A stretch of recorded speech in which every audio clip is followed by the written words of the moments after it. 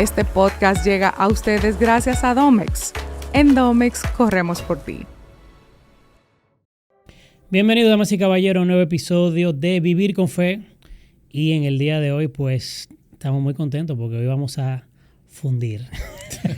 Yo creo que sí, que hoy se funde, mi hermano. Literalmente. Hoy se funde. Hoy vamos a fundir. Pero antes es importante que hablemos de un anuncio muy especial que Farah nos va a dar rápidamente. Bueno, aquí estamos muy contentos porque tenemos la oportunidad de tener con nosotros a Domex. Y Domex tiene una promoción especial durante este mes de julio. Que está interesante, déjame decirte. Ajá, sí, ¿y por qué? Gente de Domex. Sí, claro. Bueno, pues déjame decirte para que nosotros todito entramos en contexto. Suéltala.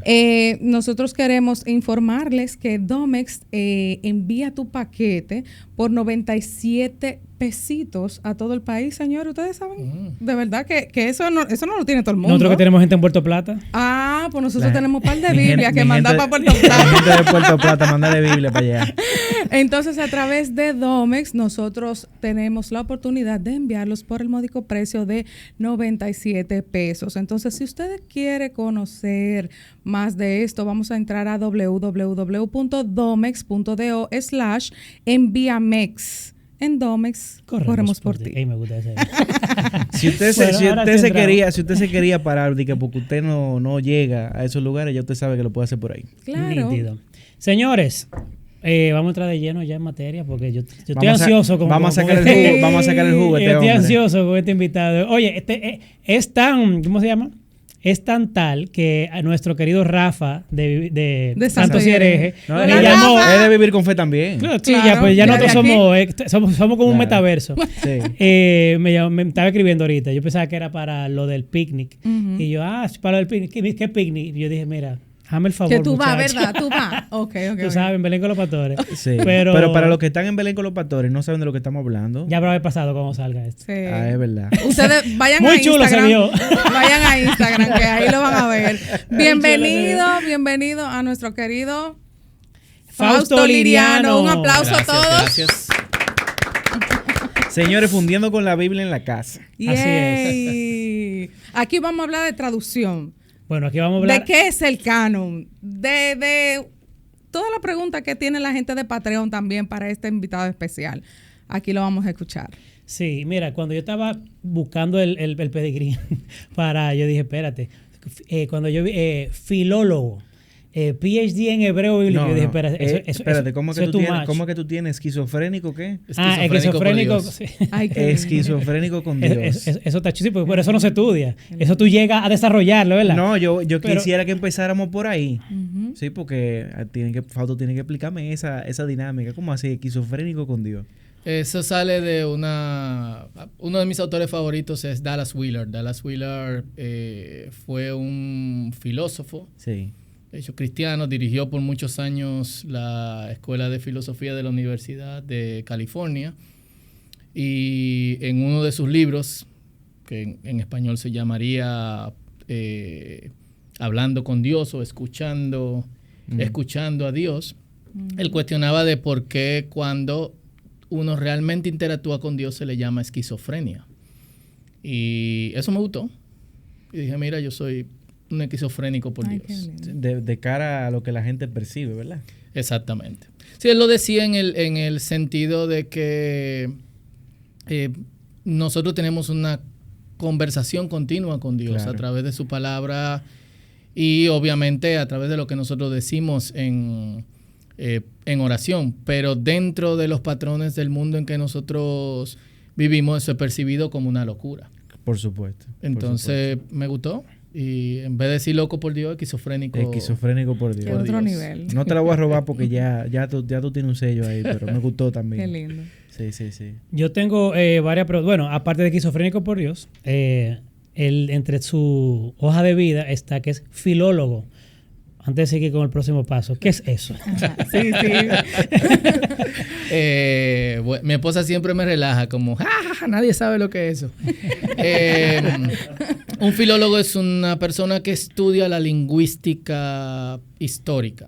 Okay. Entonces, básicamente el enfoque de la filología es el estudio de una lengua a través de sus textos y cómo se ha desarrollado en el tiempo. En mi caso, mi especialidad es filología semítica.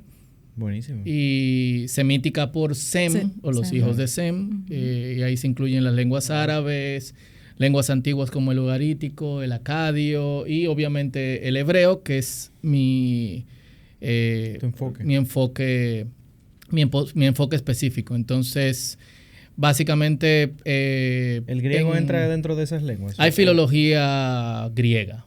Okay. O filología helénica también. Pero no sale de la misma no madre son lenguas, no es una lengua semítica, no, claro. aunque tiene influencia de lenguas orientales también. Ok. Ya sabemos lo que es la filología. ¿Cuántos filólogos tenemos en el país? ¿Tú más o menos tienes una idea? Yo no tengo la menor idea. Porque tú eres el primero que yo conozco. Yo sé y tengo más de 3, y tengo muchos años de vida. Sí, yo creo que en Latinoamérica hay pocos. Wow. Tú le hablas de este país, pero él se fue regional. Ya tú sabes, imagínate. Pero específicamente semitistas o hebraístas, somos muy pocos. Quizás se cuentan con la mano en todo el continente, en Latinoamérica, específicamente. Y yo creo que ya vamos entrando también de lleno en el podcast. Porque esta es una pregunta que yo tenía, pero ¿de qué vive un filólogo? O sea, es que no puedo dejar de hacer esa pregunta porque que tú entiendes, como que cuando tú tienes un hijo, mi hijo... soy abogado. ¿Qué tú vas a hacer? Doctor, astronauta, filólogo. O sea, si Tadeo me salta con eso, yo me quedo así, abrir los ojos. ¿Qué es eso? O sea, ¿de qué vive? ¿Qué hace? ¿Cómo? O sea, ¿quién contrata a un filólogo? Un filólogo lo contratan cualquier organización que está haciendo investigación o educación con lenguas. En la mayor parte de los casos, lenguas antiguas.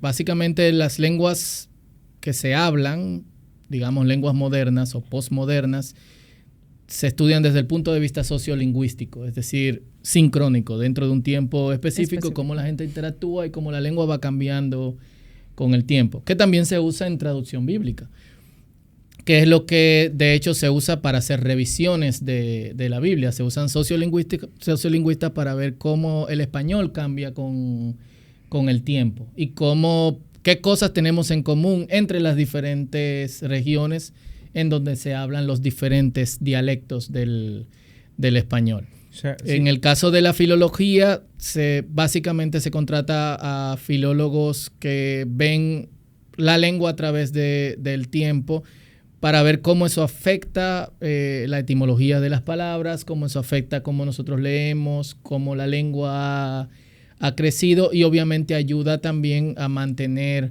otras lenguas o estudiar otras lenguas que no tienen estudios en esa dirección. O sea que pudiéramos decir que la filología está muy vinculada con los contextos culturales, con cómo la dinámica social va cambiando en el tiempo, porque me imagino que eso es, el cambio en la lengua es consecuencia a los cambios culturales que se van dando. La lengua es cultura. O sea, la lengua está básicamente conectada con nuestra cultura. Nosotros no lo percibimos, pero tenemos diferentes sociolectos en clases altas, en clases más bajas, en diferentes partes de la ciudad. Y claro, básicamente no lo percibimos porque, qué sé yo, si tú vives en Gualey, sin ánimo de denigrar, solamente un ejemplo, una referencia, y trabajas en publicidad en la Lincoln, en Piantini, tú tienes probablemente un jefe que viene de una clase alta. Tú cambias inmediatamente a otro sociolecto sin darte cuenta. Tú elevas el nivel de tu lengua. Pues mira, tú sabes que a todo diciendo eso me viene un fenómeno que usualmente pasa con el dominicano. Me imagino que con otros latinoamericanos también. Pero tú sabes que el dominicano tiene una característica que llega a cualquier sitio y como que se le olvida el español dominicano. Se le pega todo. Duró 2 días en España y ya está hablando con la Z. Él está hablando de eso porque a él le pasó. Sí. Pero eso tiene que ver con cómo nosotros percibimos nuestra propia lengua. O sea, yo que estudié en España, yo tengo colegas que son de Granada o de Andalucía y hablan cortando las palabras sin eses, Sí, en claro. conferencias, Claro, en claro. cualquier entorno, porque ese es su sociolecto, esa es la forma en que correcto. ellos hablan. A nosotros se nos enseñaron que tú hablas mal. Entonces, en el momento en que tú interactúas con otra persona que pronuncia todas las eses, que no corta las palabras, ¿qué tú haces? Tú cambias porque tú no quieres pasar vergüenza. Es correcto. Entonces no es lo mismo con O los tú quieres que te colombianos, sí, o con los colombianos, o con los argentinos, o con los mexicanos, porque ellos pronuncian bien. Pero es una falacia. Nosotros tenemos nuestro propio dialecto dominicano y deberíamos de apreciarlo. Sí. Wow, mira, nunca lo había visto desde esa perspectiva. Sí. Apreciar nuestro dialecto. Sí. Eso está, Abrazar. O nuestros dialectos. No es también. Sí, sí, dialecto. eso Sí, está porque bueno. en Parcibao hay otro. Sí. Exactamente. No, En incluso cada me lado. parece, no sé, si tú sabes, por favor, corrobora o me corrige. En España hay una región donde se habla con la I. No, Con que la yo, I. no que yo conozca, pero Tengo entendido que hay una parte, hay una región donde hay un grupo que habla con la I, parecido como los ibaeños. sí, yo lo desconozco, pero sí sé, por ejemplo, que hay áreas en Granada donde hablan como cubanos, Que Sí, tú lo oyes, claro. otras Y en regiones que hablan Canarias, como en Canarias, puertorriqueños. parecen- O sea, nosotros heredamos eso. Y a mí me llama mucho la atención que esa gente habla como ellos hablan. Y no hay ningún cambio, no hay un switch. Ellos hablan así. Y deberíamos de apreciarlo. Fausto, yo sé que Iván tiene su guión ahí, pero Yo tengo una lista, mira. yo quiero que volvamos para atrás. Ok. Porque creo que empezamos como con el fin en mente, pero vamos para atrás, porque yo quiero conocer a la persona de Fausto. Pero tú no hemos terminado con el pedigrí de Fausto. Me falta un punto importante, que no quedamos en filólogo. Pero, ok, está bien, dale. Yo te quería preguntar, Fausto, ¿dónde se estudia filología? ¿Y dónde tú estudiaste, por ejemplo, el tema de la lengua hebrea bíblica? Porque entonces, ahí como me llamó la atención de que hebreo bíblico, porque tú dices, bueno, el hebreo bíblico significa que es un hebreo diferente al hebreo que se habla hoy en día en Israel. ¿Cómo se hace esa desconexión? O sea, no sé si por ahí que tú vas, evidentemente tenemos que abordar todas esas cositas, pero explicar un poquito. El hebreo bíblico, ¿dónde se estudia? ¿Para qué se estudia? ¿Y en qué se diferencia del hebreo que se habla hoy? Sí, como toda lengua, el hebreo tiene diferentes etapas. Si tú vas al Museo de las Casas Reales y lees la carta de Cristóbal Colón al yo no entiendo nada de lo que rey, dice ahí. tú no entiendes absolutamente nada. Literalmente, yo no entiendo Incluyendo que hay 3 consonantes que ya nosotros no usamos. Entonces, pasa lo mismo con todas las lenguas, incluyendo el hebreo. Y el hebreo se identifican primero el paleohebreo, luego el hebreo bíblico, que es el hebreo que nosotros tenemos en el Antiguo Testamento. Obviamente el hebreo bíblico tiene diferentes épocas. Yo estudié, por ejemplo, expresiones idiomáticas en toda la Biblia hebrea, y hay expresiones que significan una cosa en Primera de Samuel, pero en Isaías tienen otro significado, y tiene que ver con la distancia temporal que hay entre Isaías y entre Primera de Samuel o los libros de Reyes. Tenemos el hebreo mishnaico y el hebreo que también es llamado hebreo rabínico. Hay otros que hacen una distinción entre hebreo mishnaico y hebreo rabínico. Y entonces tenemos el hebreo moderno. Okay. Básicamente 4 o 5 etapas del hebreo. Y todas tienen características diferentes. Dentro de lo que yo estudié, en la Universidad de Barcelona se te exige, o por lo menos se te motiva a que también estudies hebreo moderno, porque hay estudios que nunca llegan de este lado del mundo por diferentes intereses. Y una pregunta, cuando tú estudias esa lengua, por ejemplo, el hebreo bíblico, ¿es solamente a modo de literatura, de lectura? ¿O también hay un tema de pronunciación? ¿Tú puedes comunicarte con obviamente no es el mismo de ahora, pero entiendo que habrá alguna similitud del viejo y el nuevo? Hay mucha similitud. Lo que pasa es que el vocabulario es mínimo. El hebreo bíblico tiene 7,000 palabras, el hebreo moderno tiene más de 50,000 palabras y sus combinaciones. Entonces, y obviamente también conforme la lengua se va hablando, se va simplificando. Ahora mismo en mi cabeza hay como un cortocircuito, porque estoy tratando de trasladarlo al español. Y obviamente sabemos que eso es garrafal. pero como que no pienso, como que ahora recortar mi librería de palabras en un, qué sé yo, cuánto por ciento, en un 1000%. O sea, como No, ¿cómo la gente hablaba? Y tú sabes que... Pero te lo pongo así, tú tampoco te das cuenta. O sea, la gente no piensa mucho en el lenguaje, pero nosotros tenemos en español 150,000 palabras, un poquito más, y sus combinaciones.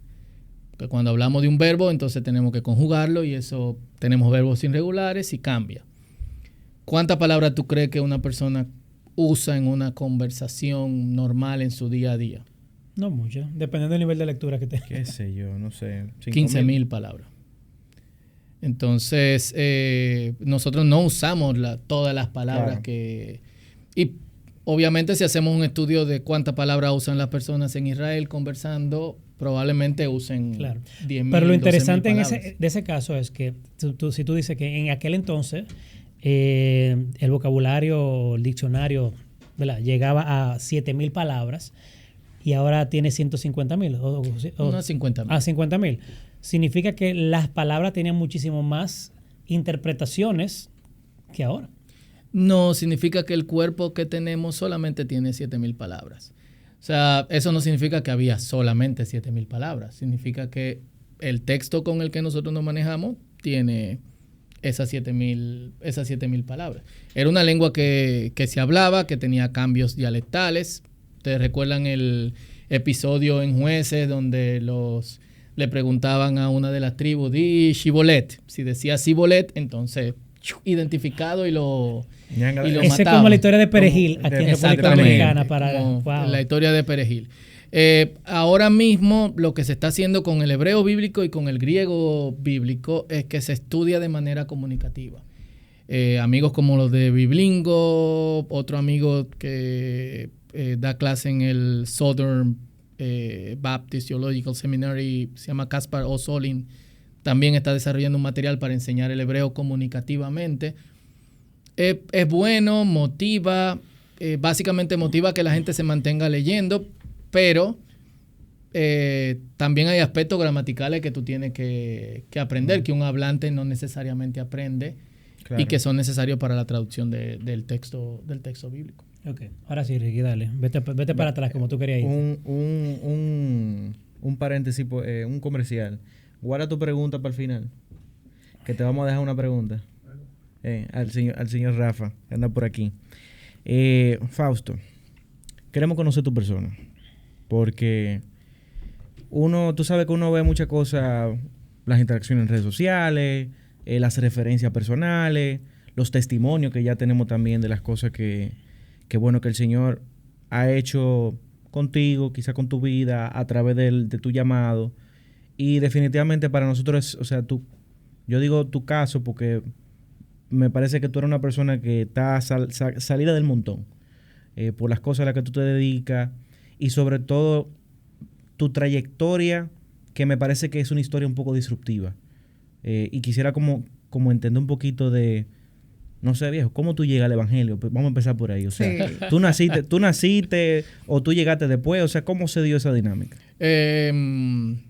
Yo crecí en un hogar donde había temor de Dios, pero eran obviamente católicos nominales. Mi abuela toda la mañana había que leer la Biblia y hacer un devocional y todito nosotros teníamos Biblia.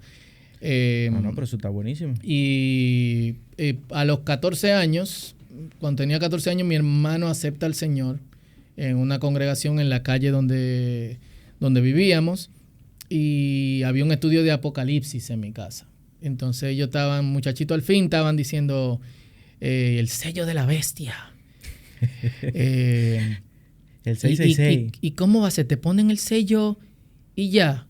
Sí, si tú no quieres ponerte el sello, te matan. Pero no te matan así. Primero te sacan una uña y te dicen, ¿quieres ponerte el sello o no? Y después la otra, y después te van cortando a pedazos. Y me dio miedo. Esa es la verdad. Y fui al culto el domingo, una congregación pentecostal, estaba full el templo. Y lo único que yo recuerdo que el predicador dijo fue, levante la mano. Y yo levanté la mano. Okay. Y después dijo, si levantó la mano, venga al frente. Yo pasé al frente. repite después de mí. Yo repetí. Bienvenido a la familia del Señor. Yo dije, oh. Ya.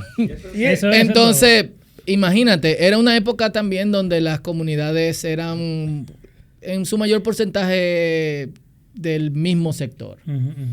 Que no es como ahora donde tú tienes gente de diferentes partes de la ciudad. Y me sentí comprometido delante de todos los vecinos que asistían a la congregación. Imagínate. Pero en ese proceso, yo diría que en unos 3, 4 meses, yo fui convenciéndome de la importancia del evangelio, de la importancia de Dios en mi vida, y desde ahí no ha habido marcha atrás. Y ese sello de tú tener vamos a llamarle una cierta imposición desde chiquito, de usted tiene que estudiar, me imagino que eso también fue un factor importante, porque definitivamente te fuiste por una rama de estudio profundo. Sí, yo creo que en el contexto de mi hogar hubieron 2 cosas importantes. 1, el estudio de la palabra. 2, mi abuela, a pesar de que era católica, ella era como la matriarca, nunca nos impuso una dirección específica en cuanto a cristianismo, denominación o religión. Okay. Incluso a nosotros no nos bautizaron. Yo me bauticé a los 13 años, 12 años como católico. Ah, no, pero eran unos católicos que estaban apartados. No, porque ella entendía que tú tenías que bautizarte cuando tú tuvieses conciencia de ese bautizo. Y yo hice mi bautizo y mi primera comunión a los 13 años. Okay. Ahí, a los 4 meses me pasé a la competencia, a la iglesia evangélica. Sí, a la competencia. Pero eso influyó. Y en la congregación donde yo crecí, que era una congregación pentecostal de ultraderecha nazi, los hombres se sentaban de un lado, las mujeres se sentaban del otro. Se motivaba el estudio crítico de la palabra. Eso es un fenómeno raro. De hecho, una vez estudiando... Mucho más en una iglesia carismática. Exacto. Uno de mis compañeros de estudio me preguntó, ¿y cómo... ¿De dónde tú estudiaste si tú vienes de la iglesia pentecostal? Porque hay ese concepto de que el pentecostal no estudia. Atención, Rafa. ¿Cuánto sufrimos con pentecostal? Y realmente le expliqué mi historia. Esa pequeña denominación tenía un instituto bíblico, y en ese instituto bíblico nosotros estudiábamos la Biblia como es. Uh-huh. Y de hecho, de una forma que quizás debería aplicarse en otros contextos. Cuando tú vas no quiero generalizar, pero cuando vas a un instituto bíblico denominacional, se te enseña lo que en la denominación creen. A nosotros se nos enseñaban todas las posturas teológicas que había, sobre escatología, sobre salvación, sobre Dios, etcétera, etcétera, etcétera. Y creo que eso me ayudó, combinado con que yo soy un rock izquierda natural. Espérate. O sea, tú dices, el instituto bíblico de la congregación a la que tú pertenecías te enseñaban las diferentes posturas. Sí. Entonces yo creo que ahí fue el error. No, bueno, no quiero venir a culpar una iglesia en específico, pero por lo menos donde yo crecí y me formé, lo que me enseñaban, lo enseñaban como que esto es. Y yo creo que ahí es donde está tal vez el error de muchas congregaciones, que por lo menos tienen que darte la libertad de entender, no ni siquiera de coger, mira, estas son las diferentes posturas, pero nosotros somos de esta línea y creemos en esto por esto y por esto. Pero honestamente, yo me vine a enterar de otras posturas después que yo tenía años en el Evangelio. Y yo me quedé, ¿que tú crees eso? ¿Y de dónde tú sacaste eso? Sí, pero mira, aquí está la Biblia y dice esto y esto y esto. Te mata la curiosidad. Claro, te mata la curiosidad. Son institutos doctrinales. Es correcto. Para tú desarrollar una mente teológica, tú tienes que conocer las diferentes posturas. Es correcto. Cuando yo te digo, esta es la postura, yo te estoy enseñando doctrina. Pero no vamos a crucificar, porque creo que el caso, no sé qué iglesia era esa, creo que eso no era lo normal. Sí, es lo que digo, no era lo normal. Y muy bien que lo haya hecho. Y todavía, exactamente, todavía no es normal. Tú vas a un instituto, por llamarle instituto, ¿verdad? De cualquier iglesia, y te van a enseñar la doctrina de la iglesia. Si tiene institutos, porque es otra cosa. También. La carencia que nosotros tenemos en nuestro contexto de educación superior teológica. Correcto. Uh-huh. Pero eso me parece que eso debería de ser el approach. No importa. Debería ser la norma. O sea, debería de ser la norma. Porque de hecho, al revés, si tú estás seguro de que la postura teológica que tú tienes, tu cosmovisión y todos tus argumentos están bien sólidos, pues tú no deberías de tener ningún tipo de problema en tú confrontarlo con la misma palabra y con otra posición.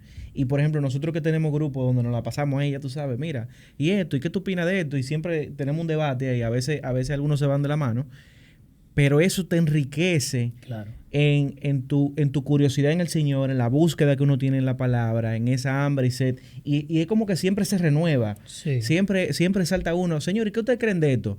Y como que cuando tú limitas y enjaulas la persona a que solamente es esa interpretación, y sabemos que, ¿verdad?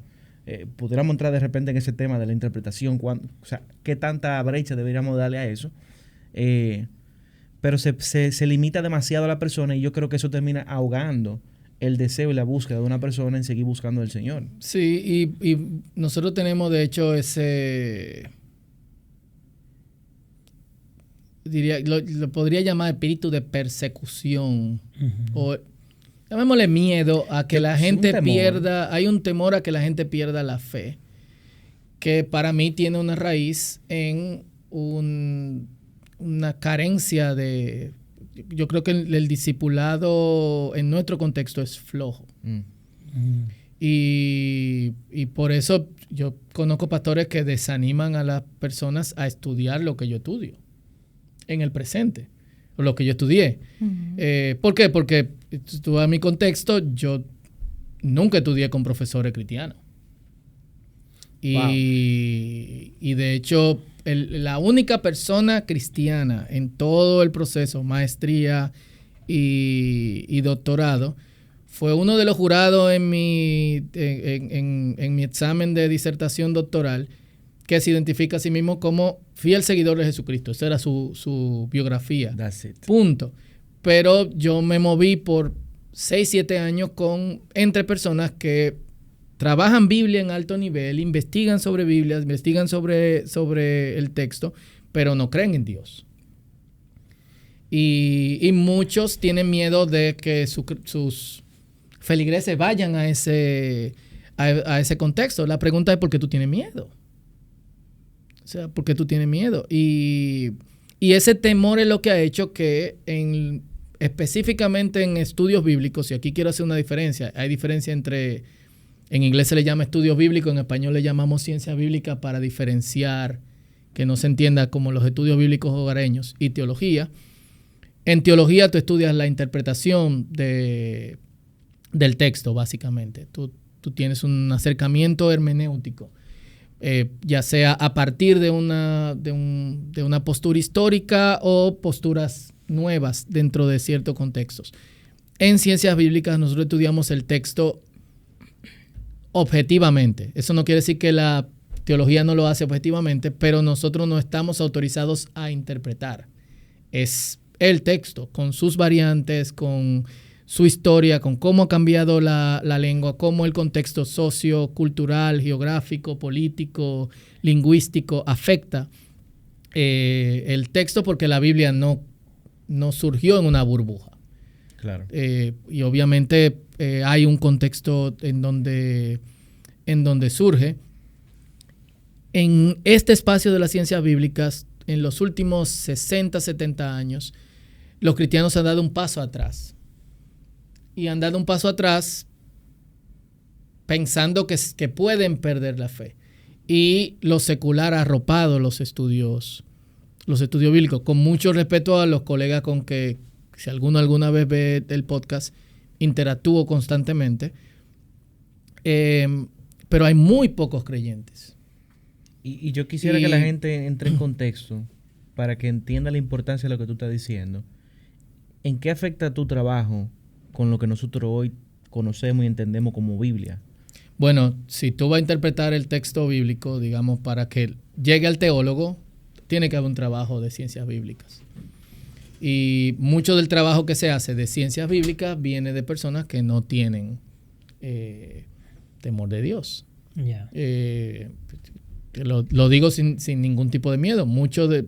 Una de las personas con mayor influencia en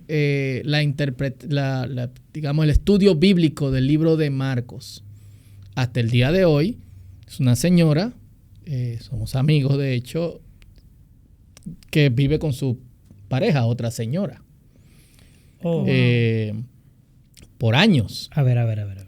Sin embargo, cuando tú consumes ese texto o cuando una persona hace una interpretación haciendo referencia al texto que ella usa, nadie se está dando cuenta de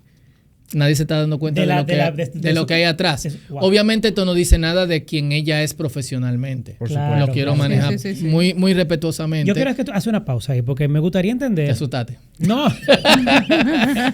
No, es que a mí me genera mucha curiosidad. Señores, aquí se lo dijimos que íbamos a fundir aquí hoy. Vamos a fundir. Totalmente. Y ya llevamos media hora. No, olvídate del tiempo.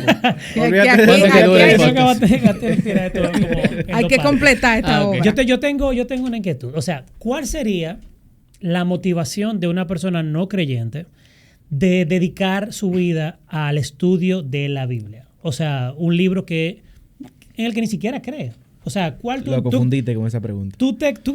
Y esa pregunta... Tú que te codeaste con ellos y que hablaste con ellos, ¿en algún momento surgió esa inquietud? Me codeo. Básicamente ellos ven la Biblia como un clásico. Entonces, estudiar la Biblia como estudiar Homero. Aristóteles, exactamente, como estudiar Cícero, etcétera. Yo lo pongo de esta forma. Cuando tú eres un creyente y estás haciendo ciencias bíblicas, para ti el texto bíblico es un cuerpo vivo. Cuando tú no eres un creyente y estás estudiando Biblia, tú estás haciendo una autopsia. Oh my God. Y, tú sabes que un paréntesis rápido ahí. Que así en general, ¿cuál es el consenso?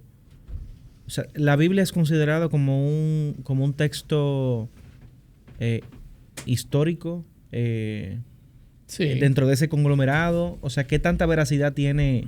Sí, obviamente hay diferentes posiciones con respecto a diferentes partes de las escrituras, pero sí, esta mañana, por ejemplo, parte de mi trabajo yo soy asesor de traducción global, esa es mi posición en Sociedades Bíblicas Unidas. Parte de mi trabajo es entrenamiento de traductores, nuevos consultores, y en esta semana, de hecho, tenemos entrenamiento con consultores bíblicos. Un consultor es una persona que acompaña a un equipo de traducción. Obviamente, en muchos casos es el exegeta en el proyecto, brindándole a los traductores información sobre el texto que quizás no tienen. Y nos acompañó una arqueóloga israelí, parte del equipo de la excavación de Megiddo. De hecho, ella es jefa del laboratorio. Y una de las preguntas casi todas las preguntas que le hicieron, por dos razones. Nosotros, lamentablemente en español, y es uno de las cosas que queremos hacer confundiendo con la Biblia, es poder dar acceso a material bíblico pesado, no solamente a través de redes sociales, sino libros, artículos, porque en español lo que nos llega a nosotros, o sea, la información arqueológica está atrasada por 30 años. Y me imagino que es requete masticado. Hace 30 años se dudaba de la existencia de David. Hace 23 años aproximadamente, 24 años, se descubrió una estela que menciona la ciudad de David. O sea, ya eso cambia. Totalmente. Entonces, si tú estudias lo de hace 30 años, David no existe. Y es de una persona, obviamente profesional, no creyente, y todo el mundo le hacía preguntas como sobre la veracidad de la Biblia. Y decía, sí. Y Belén está en el mismo sitio donde está. Bueno, probablemente se movió un poco, pero está ahí. Y Nazaret está ahí. Y yo no soy experta en Jesús, soy experta en el Antiguo Testamento. Y me llama la atención porque muchas personas que dicen tener cierto conocimiento en esa dirección, en nuestro contexto, muchas veces niegan continuamente el texto bíblico. Su posición fue, mira, a pesar de que nosotros hay cosas que no hemos encontrado y hay cosas que probablemente no vamos a encontrar.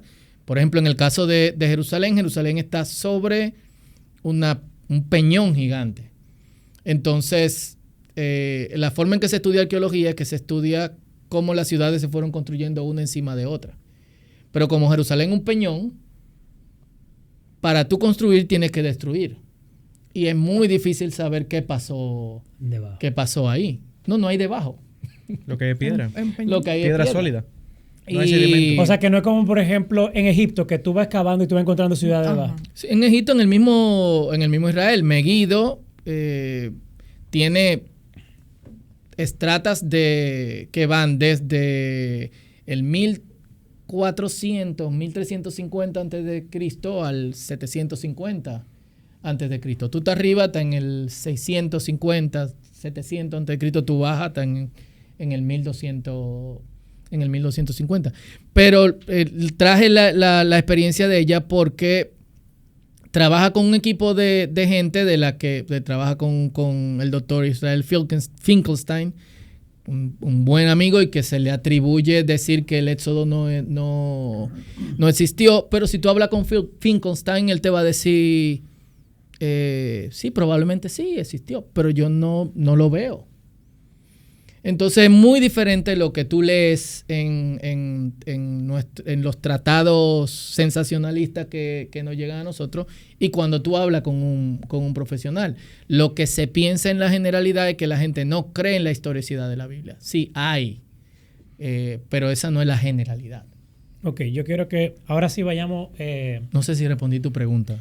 Sí, a mí me quedó claro. Obviamente tú sabes que tú una caja de Pandora y mientras tú estás hablando. Sí. Y tú dices una cosa y se abre 10 preguntas más, pero vamos por orden, porque pensando también en nuestra audiencia, que también sé que quieren, y tenemos patreones que hicieron preguntas y quiero cumplir con sus preguntas que hicieron. Pero empezando con una que yo tengo muy, muy específico y es la más básica. Tú, con el conocimiento que ya tú tienes, ¿cómo tú describirías qué es la Biblia? O sea, porque ya tú fuiste pastor incluso en un momento, ahora tú estás siendo parte del cuerpo de Cristo, pero en otro renglón, que eso es otra pregunta que tiene otro parte de jóvenes. Ahí, pero ahora, ¿cómo tú, que conoces, que tú eres incluso traductor de libros de la Biblia, o sea, ¿cómo tú definirías a la Biblia ahora mismo, desde tu perspectiva? Como siempre la he definido, para mí la Biblia es la palabra de Dios. Okay. Y es la palabra de Dios para las primeras personas que interactuaron con el texto, la escucharon o la leyeron, mayormente la escucharon. Y para quienes la leyeron o la escucharon hace 500, 600 años, y es la palabra de Dios para nosotros el día de hoy. Lo que yo he ganado al estudiar la Biblia de la forma en que la he estudiado en los últimos años es un entendimiento sobre el texto y su desarrollo que que no se consume en las iglesias, pero que me ayuda a mí a solidificar mi creencia en que ese texto es la palabra de Dios. La palabra de Dios. Ha tenido solamente históricamente, ha tenido un poder transformador impresionante. Piensa en el Antiguo Testamento. El Antiguo Testamento ha influenciado cómo nosotros pensamos ontológicamente. Es decir, cómo yo soy, quién yo soy, como ser humano, como hombre, como mujer. Claro, el inicio de todo. Exactamente. En todas estas discusiones sobre familia o matrimonio, ¿a dónde tú vas? Tú vas al Antiguo Testamento. Un texto de miles de años. El mismo texto que sigue influenciando nuestro pensamiento con respecto a cómo debemos hacer familia y cómo es el matrimonio. ¿Cómo es el universo? A pesar de que el hombre bíblico percibía el universo de una manera diferente a como nosotros lo percibimos, y hay un montón de preguntas alrededor de eso, especialmente si leemos Génesis capítulo 1, nosotros seguimos viendo el universo influenciado por el Antiguo Testamento. Y una coherencia. Exactamente. Entonces, digamos que yo he ganado un conocimiento contextual del texto. Ese conocimiento contextual no ha cambiado mi definición de lo que es la Biblia, ni mi relación con la Biblia, lo ha enriquecido. En algún momento mientras tú estudiabas, obviamente me imagino que vieron muchos informes, datos científicos y evidencia y pruebas. ¿Se sintió tu fe retada? Como que, bueno, en algún punto como que no concuerda, hay alguna contradicción probablemente dentro de la palabra, porque mucha gente dice, no, que la Biblia se contradice en algunos puntos. Tú que estudiaste ya a nivel profundo, ¿llegaste a dudar? No. yo llegué a quillarme.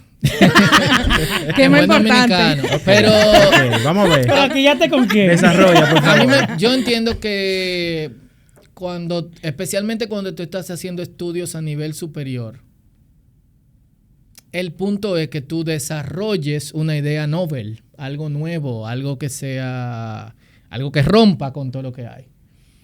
Y muchos de mis compañeros eran como, hey, Moisés no fue que escribió el Pentateuco. Ah, ok. Moisés no escribió el Pentateuco. Entonces, como, pregunta, ¿y por qué usted dice que Moisés no escribió el Pentateuco? ¿Existe alguna parte que sí la haya escrito Moisés? Entonces no había eso de parte de mi compañero. Yo sí me sentí solo en el trayecto, tanto con quienes, entre quienes estudiaba, como también en el contexto de la iglesia. Yo no podía vaciar lo que me acababa de decir alguien sobre crítica textual. Claro, en el estudio de matrimonio de la congregación. Tiene que ser fuerte. Tú no puedes como compartir un nuevo conocimiento, ese nivel de profundidad. Y entonces con lo que tú estás estudiando, como que no compartes tu fe. Me imagino. Eso tuvo que haber sido... Entonces esa parte sí fue difícil. Sí, claro. Fue fuerte y difícil. Pero mi fe no... O sea, aterrízame eso, ven, espérate. Ponme un ejemplo así de que, mira, si yo dijera esto, de que en una iglesia. En una célula. En una célula de que nuevo creyente, se funde la aquí se arma un lío. Bueno, mira, te pongo un ejemplo sencillo de la variante que tenemos en el Nuevo Testamento, fundiendo con la Biblia. Si lo siguen, hemos puesto muy bueno. Creo que dos ejemplos últimamente. La coma juanina, primera de Juan 5. Ese versículo no está en los manuscritos más más antiguos. No, eso es lo que dice. Y estos tres son los que dan testimonio. Y en algunos manuscritos ya más cercanos dice el Padre, el Hijo y el Espíritu Santo. Ese Padre, Hijo y Espíritu Santo no existe en los manuscritos más antiguos. Empieza a aparecer en textos del siglo IX, siglo X. Entonces ese tipo de cosas no puede decir como... algo? O sea, ¿cómo afecta eso? Porque tú estás diciendo algo muy importante. Eso no afecta en nada porque ese no es el único versículo que apoya la Trinidad. Estoy totalmente de acuerdo. Pero... Entonces, si fuera el único versículo que hablase de la Trinidad... Tenemos unos cuantos amigos que están ahí, están baleando ahí con ese tema. Sí, en la Biblia. Ese fuera un buen tema para fundir, ¿oíste? Entonces, sí, yo te digo, bueno, espérate, vamos a pelear esto. Pero no es el único... Claro. No es el único versículo. Y son de las cosas que se consideran cuando hay un comité de traducción bíblica y ve el texto y dice, ¿lo incluimos o no lo incluimos? ¿Lo ponemos entre corchetes o no lo ponemos entre corchetes? Bueno, hagan preguntas, señores. Tengo demasiadas preguntas para hacer. O sea, bueno. Yo tengo otra muy, muy, muy específica con el tema de la Biblia en sí y de la parte básica. La Biblia se escribe en diferentes, incluso diferentes continentes, diferentes ciudades, gente que nunca se conoció, vivieron en épocas diferentes. Y yo creo que de lo que más me sorprende a mí, me asombra, oye, gente que ni siquiera se conocieron, no tenían ningún tipo de vínculo, hablaban de un mismo Dios en diferentes lugares del mundo. O sea, eso es para mí una evidencia magistral de que Dios existe. Ahora, lo que quisiera saber es cómo llegaron a unificarse esos textos. O sea, porque en esa época, o sea, era tan complicado escribir. O sea, ¿cómo escribió Jacob? Ese es su pergamino. Jacob no, perdón, Job. ¿Cómo escribió Job el libro de Job? No sabemos quién es el autor del libro de Job. De hecho, no sabemos mucho de los autores del Antiguo Testamento. La autoría en la antigüedad era muy diferente a como nosotros percibimos la autoría el día de hoy. Lo importante, especialmente en inicios de la transmisión del texto bíblico y su formación, lo importante no era quién lo escribió, sino la autoridad que el texto representaba para la comunidad en sí. Okay. Y eso es lo que lo ayuda a a preservar. Okay. La comunidad va aceptando textos que son autoritativos y lo va aceptando, de hecho, progresivamente. Esto no debe confundirse con teología progresiva de ninguna manera, progresista. Entonces, primero el texto surge oralmente. Sí. Conforme surge la escritura, entonces tiene que haber un medio, una tecnología por el cual grabemos este texto. y la escritura sirve no para que se publique y otros lo lean, sino para que se escriba y gente lo memorice y lo transmita. En esa dirección también había gente que en una época hablaba de parte de Dios al pueblo, pero no representaba, chocaba con las tradiciones específicas de ese tiempo.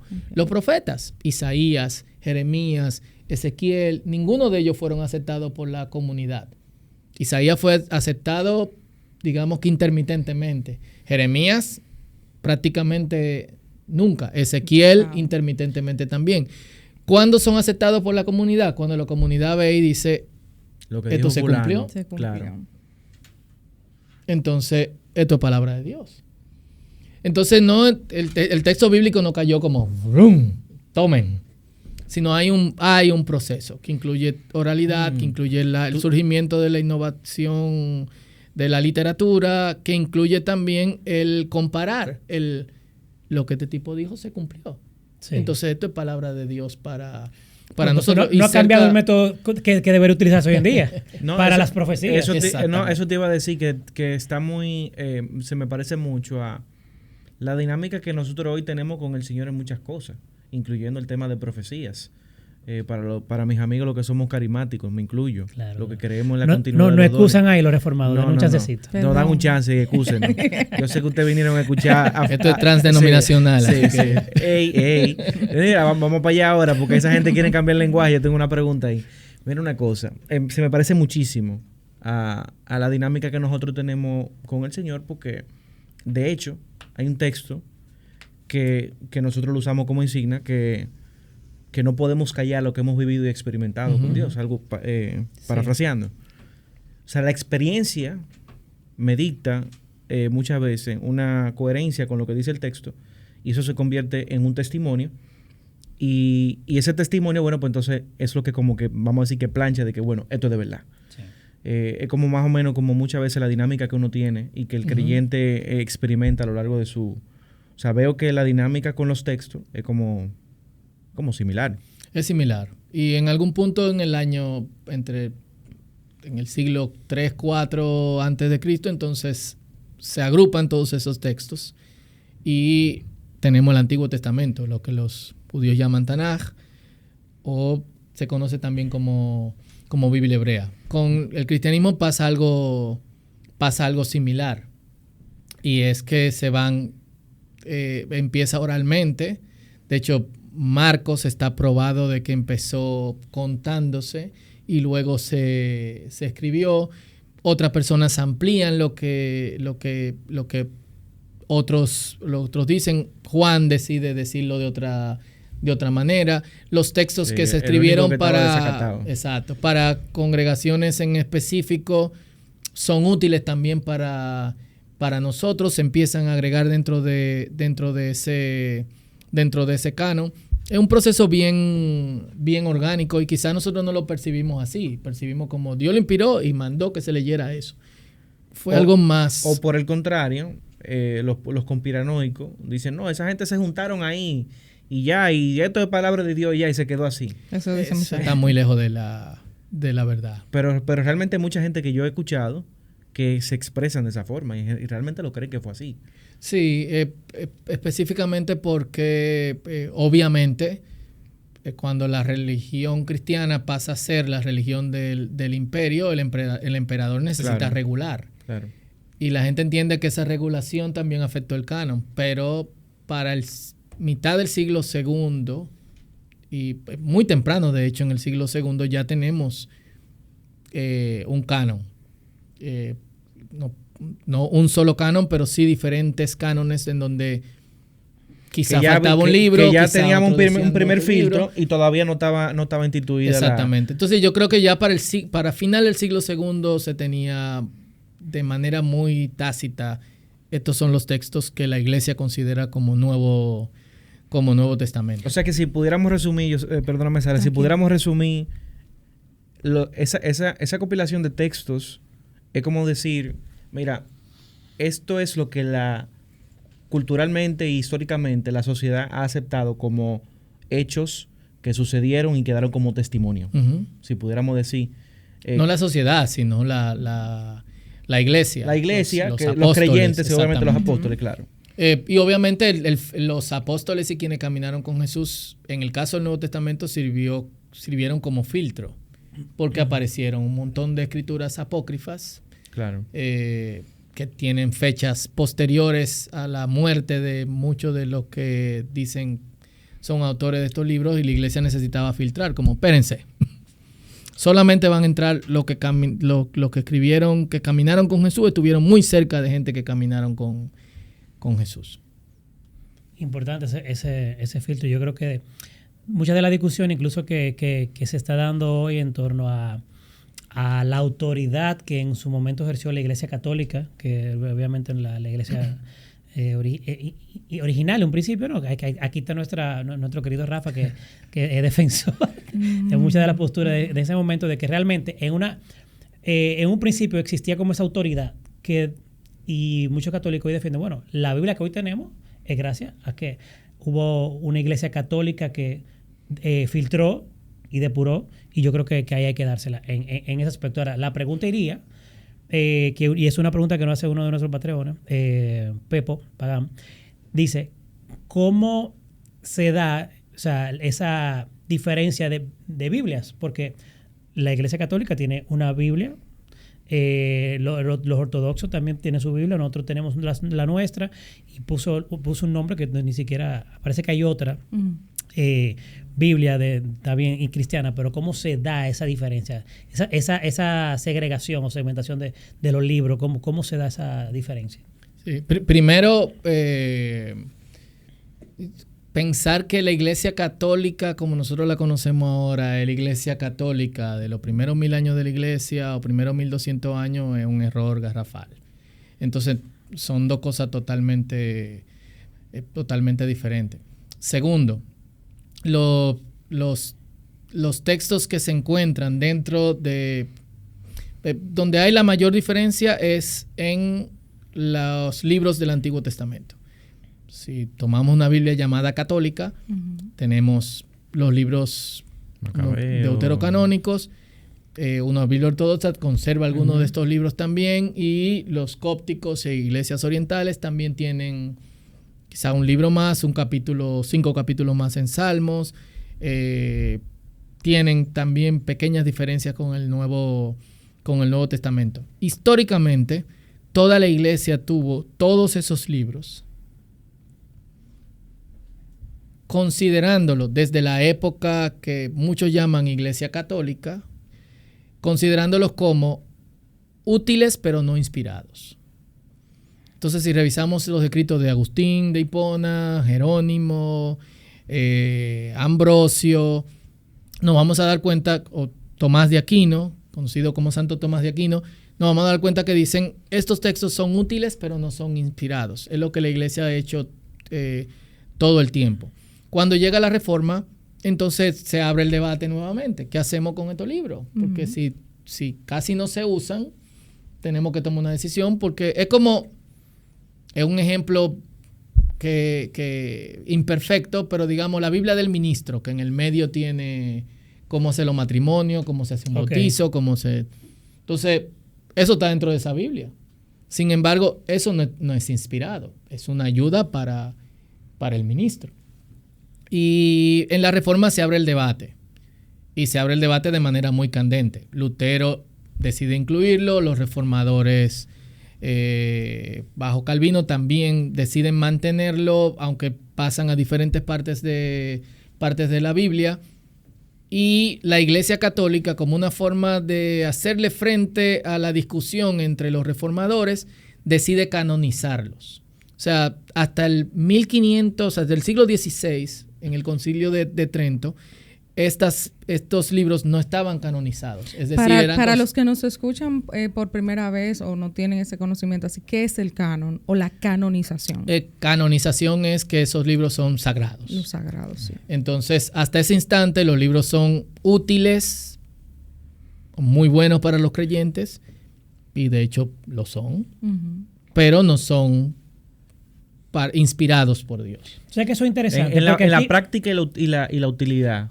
O sea, ¿qué yo hago con un libro que es inspirado y qué yo no puedo hacer con un libro si nos que... vamos al texto bíblico de segunda de Timoteo 3, habla de que la palabra del Señor es inspirada por Dios, o sea que tendríamos que coger ese... ¿Cuál es la palabra? Exacto. De Dios? Ahí está. Pero terminando con el trayecto, para responder la pregunta, y los católicos lo canonizan, por eso se llama deuterocanon, pero los protestantes lo siguen manteniendo. Si ustedes revisan comentarios bíblicos de principio del siglo pasado, protestantes tienen referencia a estos textos. Creo que Clie sacó unos comentarios que son históricos en español y dan referencia a sabiduría o a Macabeos o a los salmos de Salomón, y son de pastores protestantes. En el siglo XIX hay una crisis de papel, Sociedad Bíblica tiene que tomar una decisión y dice, ¿qué hacemos si queremos imprimir más Biblia? Estos libros no los usan los protestantes, bueno, saquémoslo. Y así fue. Okay. Si no se hubiese tomado esa decisión, nosotros... Pensé que iba a ser más espiritual. Sí, es verdad. Si no se hubiese tomado esa decisión, nosotros no hubiésemos... Una revelación, algo así. No hubiésemos tenido esta discusión ni siquiera, porque esos libros estuviesen ahí. ¿Qué yo hago con libros que son útiles pero no son inspirados? Lo mismo que yo hago con una vida con propósito de Rick Warren. Una literatura. Claro. Tú sabes que es interesante que digas eso, porque yo recuerdo en algún momento... O sea, valga la cuña, ¿eh? Que me veían con... Sí, muy buen libro. Rick, ya tú sabes. Un saludo a Rick. Al tocayo. Yo recuerdo que incluso esa Biblia, que yo creo que la Biblia latinoamericana es la que más usan los católicos. O sea, yo recuerdo que habían señoras de mi iglesia que me decían, tú tienes que sacar eso de tu casa, eso tiene libros que son del diablo. Yo me quedo, pero ¿cómo del diablo? Sí, porque ahí hay libros que no son inspirados por Dios, que sí o qué, y te pueden alguien confundir, engañar. Yo imagínate, yo era nuevo, bueno, pues se va para afuera. Pues en mi casa, cuando nosotros llegamos a esta congregación, éramos católicos. Entonces, bueno, pues entonces, ¿cuál es la Biblia que tenemos que leer? Bueno, mira, está esta, la Santa Biblia, está aquella. Y como que, pero jamás como que volví a tener ni siquiera contacto de lejos con una Biblia latinoamericana. Y ahora estoy curioso porque me gustaría leer el tema de Macabeos. Bueno, pues yo sí tengo mi amuleto en mi casa. Sí. Yo tengo, mira, y de herencia, qué peor. Pero es que lo que te digo, como que ese miedo que te meten, te infunden, como que si no es eso es del diablo. Oye, pero como tú dices, si es práctico, bueno, por lo menos... Sí, y hay libros inspiradores. Si tú lees primera y segunda de Macabeos, cómo ellos se defendieron, cómo ellos decidieron no contaminarse, sí, te inspira. Claro. Honestamente. ¿Y tú has sentido a Dios leyendo? Leyendo Macabeos, sí. Honestamente, yo me he visto confrontado con su postura y su fe. Como, bueno, claro. Tú puedes sentir a Dios leyendo el libro de cualquier otro autor. De Dave Ramsey. O de Benny Hinn. Y eso es otro tema. Ok, mira, yo quisiera preguntar. Tú sabes que tengo una pregunta antes de pasar a la pregunta de los patreones. A mí me genera mucha curiosidad. Por ejemplo, cuando tú lees el libro de Primera y Segunda de Reyes y lees el libro de Primera y Segunda de Crónica, no sé cómo lo hicieron, pero ambos se hacen referencia el uno al otro. O sea, hay alguna parte que dice, y los demás hechos del rey tal, no están en los libros de las crónicas de que sí. Esa pregunta está buena. Y después en el libro de crónicas dice, y los demás hechos de que sí, no están en el libro de los reyes, te queda... ¿Y cómo los autores ellos se leyeron mutuamente antes de escribirse? No, ¿o cómo se da ese? Y hay referencias también de libros que nosotros no tenemos, por lo menos que yo sepa, no tenemos en la mano. Sí, hay múltiples referencias a libros extrabíblicos. Y de hecho, las referencias que se hacen en crónicas al libro de Reyes es un libro que nosotros no tenemos en la mano. No es el mismo libro de Reyes que no es ese del texto bíblico. Pero obviamente hay intertextualidad dentro de la Biblia. Es decir, hay referencias. Entre cruzadas. Crónica y Reyes pasó algo similar a los evangelios, me imagino, ¿verdad?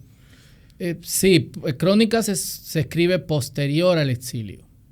Y al escribirse posterior al exilio, los escritores o el escritor de Crónicas ve los hechos desde una perspectiva diferente. Entonces, digamos que Primera y Segunda de Reyes es producto de los cronistas. Si leemos las cortes reales en la Biblia, siempre hay un escriba. Este escriba era una especie de secretario que se mantenía escribiendo lo que estaba pasando. Y no solo pasaba en la Biblia. Si vamos a Egipto, las inscripciones de Kadesh son crónicas de Ramsés. Están las inscripciones con crónicas de Asurbanipal de Asiria o de Nabucodonosor en la moderna Irak. Y entonces siempre estos secretarios escribían. El Primera y Segunda Reyes es una compilación de esto que en la Biblia hebrea es un solo libro. El escritor de crónicas reflexiona en esas cosas solamente desde el reino de Judá, pero posexílicamente. Sí. Y por eso vamos a notar que hay diferencias en la forma en que interpretan los hechos. Sí. Pudiésemos verlo como una contradicción, deberíamos verlo más como, pero por esto que pasó esto. O sea que de una forma correcta de estudiarlo es en ese orden. O sea, me voy a Reyes y luego tomo crónicas y entonces contrasto. Sí, eso pudiese ser una forma de estudiarlo. Isaías tiene también cosas que están en ambos libros. Crónica está al final en la Biblia hebrea, porque termina con los judíos volviendo del exilio, una confirmación de las palabras proféticas, a diferencia de en las Biblias protestantes y católicas, que está básicamente entre los libros históricos en el medio. Para mí, la forma correcta de la Biblia es de tapa a tapa. Tal como está organizado. Exactamente. Independientemente del orden en que fueron escritos. Sí. Y lo veo así porque nosotros cuando leemos la Biblia de tapa a tapa ganamos primero el conocimiento de que la revelación de Dios es progresiva. Lo que la gente piensa en Génesis sobre Dios no es lo mismo de lo que la gente piensa en Génesis de Dios en primera y segunda de... Porque muchas veces cuando la gente nueva creyente lo que hace es que se le recomienda que lea los nuevos, o sea, el Nuevo Testamento, por ahí, para que conozca más de Jesús, que conozca más del ministerio de Cristo, pero cuando la gente, es lo que siempre he visto, empieza del principio que no entiendo. Pero ya esa recomendación sería para gente que está ya en mayor profundidad. Sí, no. Yo creo que es bueno que la gente lea los evangelios despacio mientras lee la Biblia digamos que con otro propósito, para ganar ese contexto. Okay. Especialmente porque nosotros hacemos una división muy bizarra entre Antiguo Testamento y Nuevo Testamento. Yo lo llamo nuevo marcionismo. Marción fue un líder cristiano que luego fue catalogado como hereje, que él decía, el Dios que yo veo en el Antiguo Testamento es diferente al Dios que yo veo en el Nuevo Testamento. Entonces, el Antiguo Testamento no debemos de leerlo, porque la revelación del Dios como es se ve en Jesús. Si tú vas a nuestra congregación y haces una encuesta, mucha gente piensa como Marción. Sí, eso es cierto. De hecho, yo he escuchado predicadores que dicen que el Antiguo Testamento es solo como para referencia histórica. Sí, así es. Pero como que ya ese Dios no existe. O sea, tú te quedas como que... ¿Y qué pasa con Dios el mismo allí? Exactamente, es que Dios no hay sombra de variación, eso se queda como que bueno. Así que a leerla completa, por favor. Sí. Yo no sé si tú, Iván, tiene más preguntas en torno al texto. Yo tengo una pregunta más enfocada a otra línea. Que si puede me la responde, por lo menos el consenso. Y es que mucha gente se pregunta el tema de la historicidad de muchos de los hechos de Jesús. Uh-huh. Principalmente, obviamente, lo más importante, el tema de la resurrección. Uh-huh. Yo sé que ahí entramos en un terreno ya más de apologética y de argumentación y ese tipo de cosas, pero en el trayecto, me imagino que esa fue una conversación mientras estuviste en los seminarios, los estudios, las cosas, fue una de las preguntas más importantes, porque la figura de Jesús es el eje central. O sea, como que, ¿qué tú me pudieras decir de cómo abordar ese tema? Y si tu compañera, la que tiene su pareja, ella cree que Jesús resucitó. Sí, ella cree que Jesús resucitó. Que resucitó. Sí. ¡Wow! Y como que... Eso está súper raro. No, pero ahora quiero yo entrevistarla. Oye, eso va a estar difícil. Mira, en primer lugar, estudiando Biblia no se hacen ese tipo de preguntas. de hecho, se evita la cuestión teológica. Una de las cosas de mi investigación doctoral, que fue de expresiones idiomáticas en la Biblia hebrea, obviamente el Antiguo Testamento sirve a la comunidad de creyentes y yo quería incluir cuál ha sido la interpretación de corazón, por ejemplo. El corazón en la Biblia no es emoción, no es sentimiento, sino que es pensamiento, es mente, es voluntad. De hecho, esto de sobre toda cosa guardada, guarda tu corazón, que se lo dicen a los jovencitos. Mira, tú que estás con esa malona, la Biblia dice, guarda tu corazón, que de él mana la vida. Es tu mente. Y el mismo contexto de Proverbio lo dice. O sea, Proverbio es un libro de sabiduría.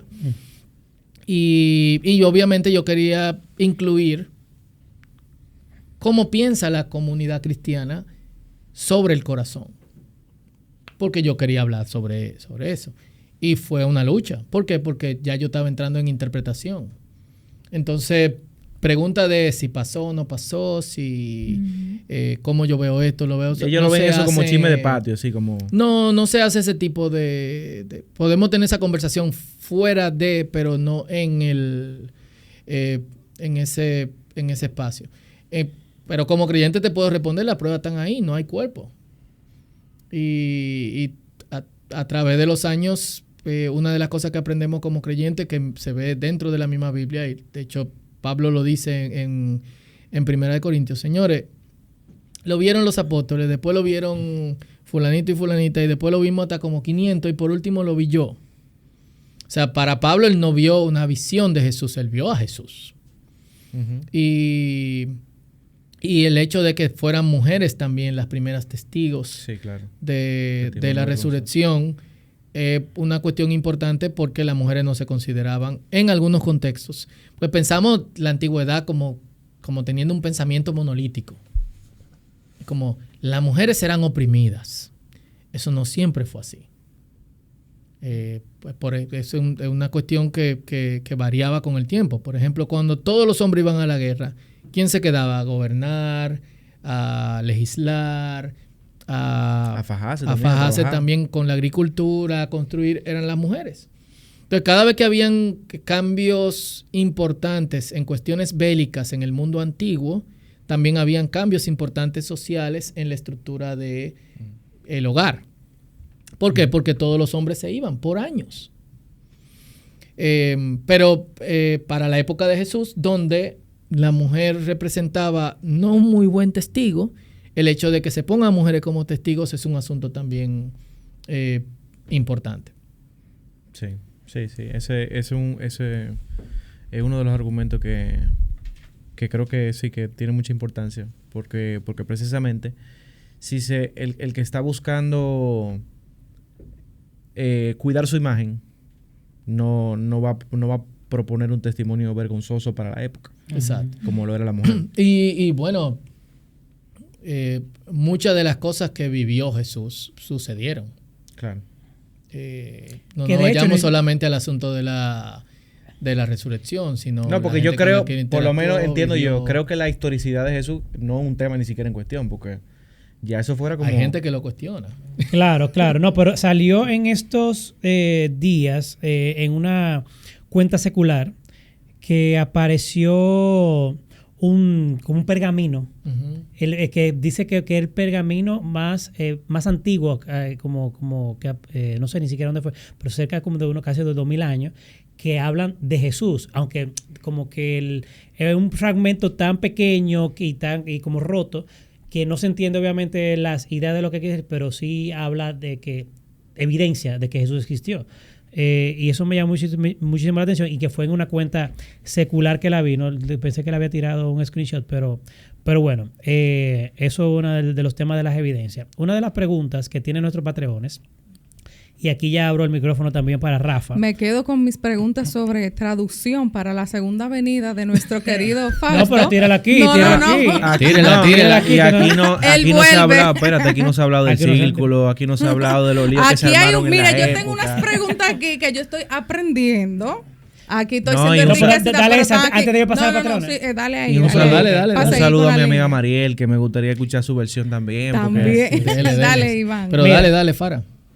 Con relación a temas de traducción, yo vi unas enseñanzas que usted estaba dando en la cuenta de Fundiendo con la Biblia, que le invitamos a que sigan esa cuenta, donde se hablaba los elementos que se toman en cuenta a la hora de realizar traducciones. Y también daba un testimonio de un estudiante que usted tuvo dentro de una de sus clases que se apegó específicamente a un tipo de traducción por el hecho de que se apegaba a los textos originales. Entonces, para los oyentes, si usted pudiese decirnos cuáles son esos elementos que se toman en cuenta para hacer una traducción y la que usted entiende que es una de las traducciones más apegadas a esos textos, o si eso no está bien, que nosotros seamos estrictos con eso. Sí, básicamente no está bien el nosotros apegarnos a una sola traducción de la Biblia. ¿Por qué? Porque cada traducción tiene diferentes propósitos. Existen 3 tipos de traducciones. Se le llama formal, otra de equivalencia funcional y otra dinámica. Las formales son la Biblia de Jerusalén, la Reina Valera, la Biblia de las Américas. Tienen un lenguaje un poquito más elevado, respetan el orden del sintáctico, es decir, de las oraciones en griego o en hebreo. Y las funcionales son las que te dan la idea del texto. Y yo siempre pongo este ejemplo de Amós 4.6. Amós 4.6 dice, y los hice estar a dientes limpios en todas sus ciudades. Si leemos en una versión formal va a decir esto, pero ¿qué es dientes limpios? Dientes limpios para nosotros es una condición positiva. Eso, si tú te cepillas, lo hiciste bien. ¿Qué significa? Si vamos a una NBI que es funcional, dice, los hice pasar hambre. Porque en la antigüedad tener los dientes limpios era no haber comido.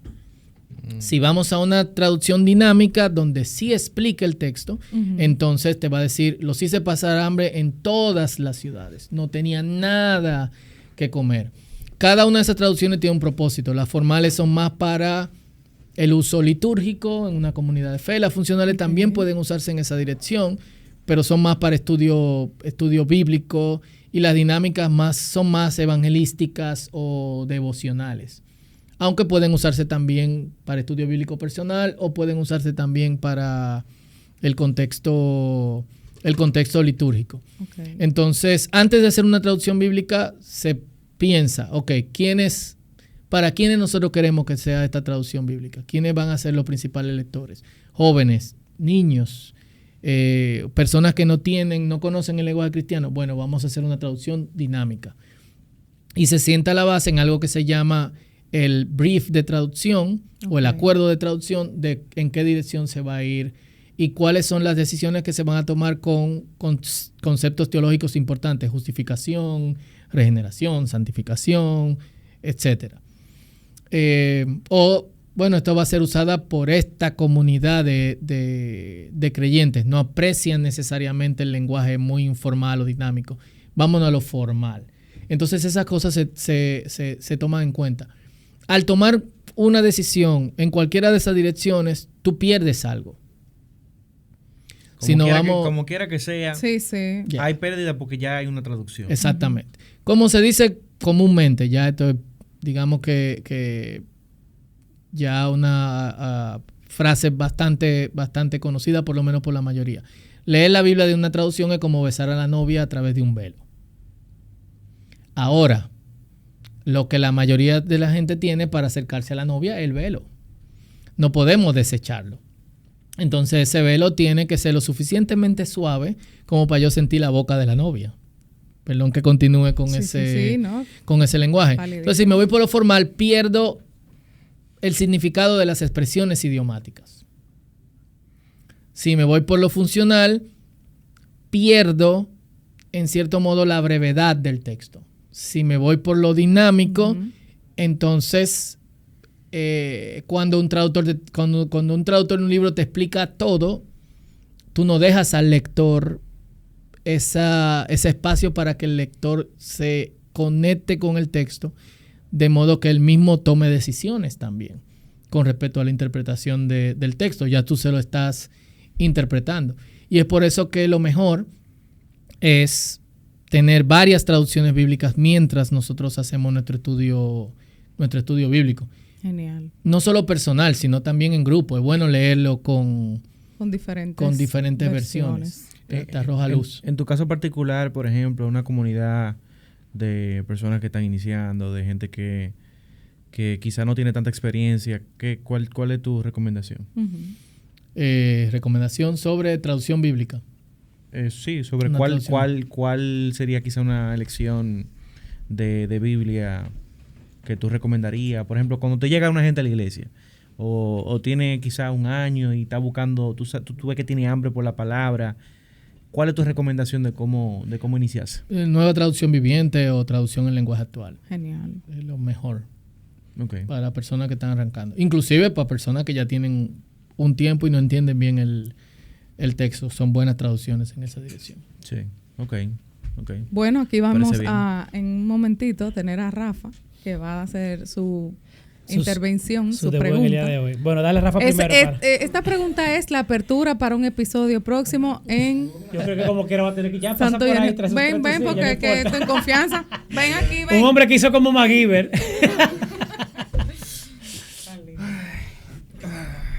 Adelante, Rafa. Primeramente, un placer conocerle, pastor. ¿Sigue ejerciendo como pastor? No. Bueno, el título honorario de pastor siempre se queda. Me dice yo creo que no se queda, eso es emérito. No. Sí. Pero sigue como anciano o líder en la iglesia. Soy parte del equipo de ancianos. Ok. Muy presbítero de usted. ¿Qué le puedo preguntar? Hay tanto en mi mente. Su especialidad, me imagino, al ser filólogo de hebreo y Antiguo Testamento. Uh-huh. Y una de las preguntas que al que ha leído un poquito quizás le atormenta cuando va más a los estudios bíblicos críticos, principalmente en los alemanes, uh-huh, el tema de la autoría mosaica del Pentateuco. Que si al final la famosa hipótesis de la documentación, que si entonces es así, los eventos nunca pasaron, Moisés es una figura mítica, no una figura histórica. Para darle paz a aquellos que somos cristianos conservadores, ¿cuál sería su respuesta? ¿Tiene la Torá algún origen mosaico o es simplemente la colección de diferentes fuentes que al final en algún momento del exilio lo volvieron a reunir? Mira, en primer lugar, y esto es algo que siempre digo en nuestro contexto latinoamericano, la hipótesis documentaria alemana de Wellhausen está prácticamente descartada de las ciencias bíblicas. Ya ni se habla de eso, se habla de otros procesos en la formación del texto, especialmente porque lo que la hipótesis documentaria propone es anacrónico al mundo de los pergaminos y de los rollos, esto de alguien editando, que ahora se hace con computadora incluso es difícil, poniendo un texto aquí, cortando allá, poniendo del otro lado, no sé quién. No solamente es anacrónico por el asunto de las técnicas, sino también es anacrónico por el respeto que se tenía del texto cuando se transmitía escribiéndolo de un texto a otro, hablando de la traducción de la tradición de los escribas.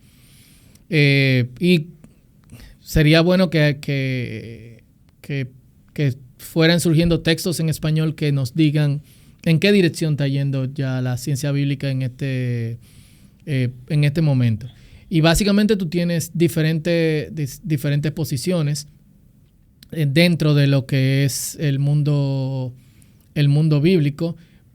Mi posición particular es que yo no niego la autoría mosaica del Pentateuco.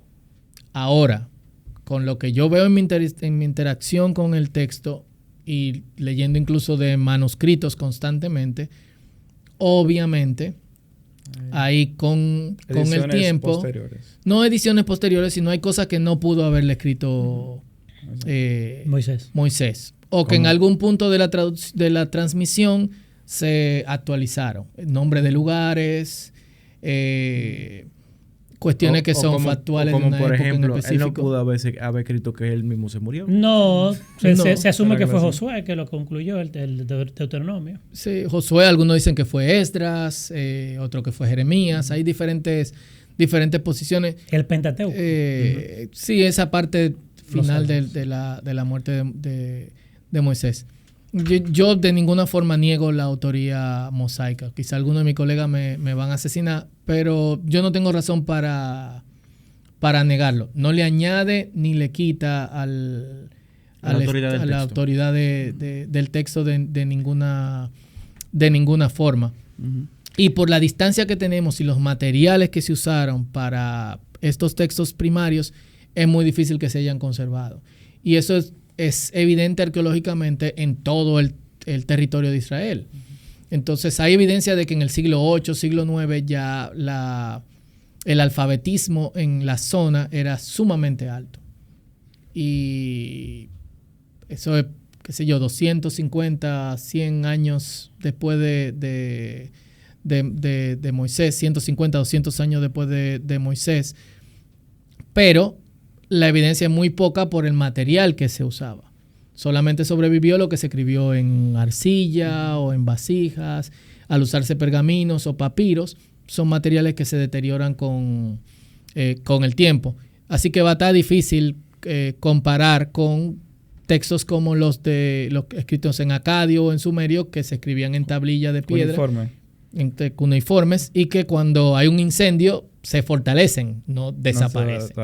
Pero yo no creo que haya ninguna razón para negar que Moisés haya tenido incidencia en gran parte del texto del Pentateuco. Entonces, una pregunta que yo me hago, entonces, para esa época era complicado tú redactar, imagínate, el libro para nosotros, el libro o el Pentateuco en sí, es muy largo, es grandísimo. Uh-huh. ¿Cuántos rollos se fueron ahí? ¿Y cómo hay un solo rollo del Pentateuco, que es el rollo de la Torá. Pero tiene... O sea que los 5 libros son un solo rollo. Sí. Es un trabajo de 5 volúmenes, como quien dice. Exacto, okay. Pero es un solo rollo.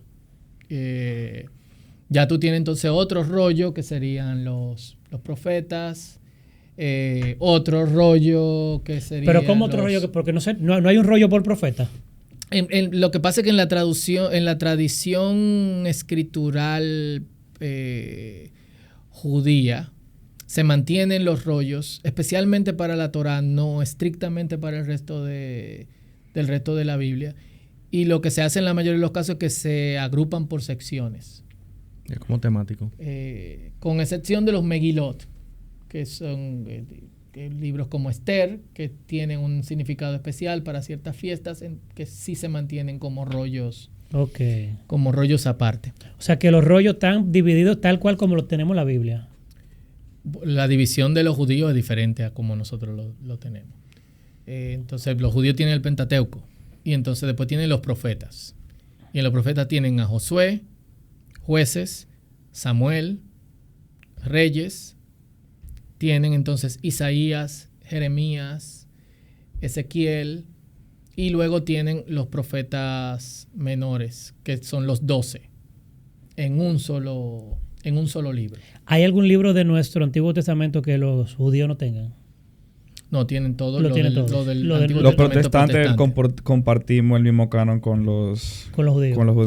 Pero un orden diferente. Okay. Lo que cambia el orden de los libros. Con quien sí difieren es con los católicos que guardan que siguen el orden de la Septuaginta en ese sentido. Okay. Señores, bueno, ya las otras preguntas que tenemos. Aquí se ha aprendido, sí. Pero ya. No, espérate, no puedes hacer. Bueno, estas ya son preguntas de Santo y Hereje prácticamente. Vamos a hacer la parte 2. Espérate, son solamente 3 preguntas y son de Santo y Hereje porque las hizo Luis Samuel, número 1, que es el compañero de Rafa en Santo y Hereje. ¿Qué partes del Génesis deben ser tomadas de forma literal y cuáles no? Yo creo que es un episodio aparte. Depende de lo que tú llames literal. Para mí, toda la parte de Génesis debe ser tomada literal, considerando que la concepción del cosmos del hombre bíblico es diferente a como nosotros concibimos el cosmos. Entonces, si leemos Génesis 1, yo creo que literal que el Señor creó los cielos y la tierra.